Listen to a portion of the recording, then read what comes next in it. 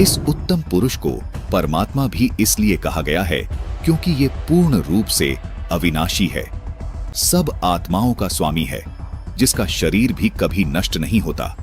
इस उत्तम पुरुष के लोक में किसी प्रकार का कोई दुख नहीं है।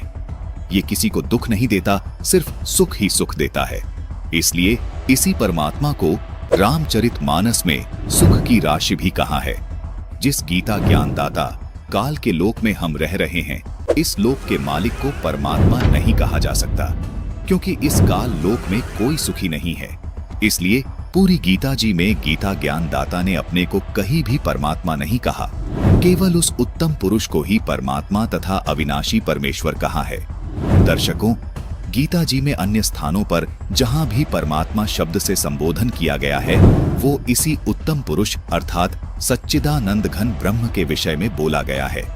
अर्थात पूर्ण परमात्मा का शरीर कभी नष्ट नहीं होता। इसीलिए इस श्लोक में लिखा है कि वो उत्तम पुरुष तो अन्य ही है जो वास्तव में अविनाशी है, उसी को परमात्मा कहा गया है। संत रामपाल जी महाराज सभी को आदि सनातनी भक्ति पर इसलिए दृढ़ कर रहे हैं ताकि हम सब आदि सनातनी भक्ति करके उस उत्तम पुरुष के अविनाशी लोक में चले जाएं, जहां जाने वाली सभी जीवात्माओं को भी अविनाशी शरीर प्राप्त होता है।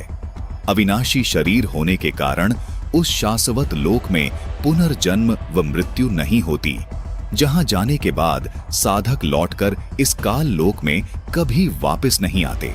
इसी को पूर्ण मोक्ष कहा जाता है। गीता अध्याय 18 श्लोक 62 में गीता ज्ञानदाता इसी अविनाशी लोक की बात कर रहा है।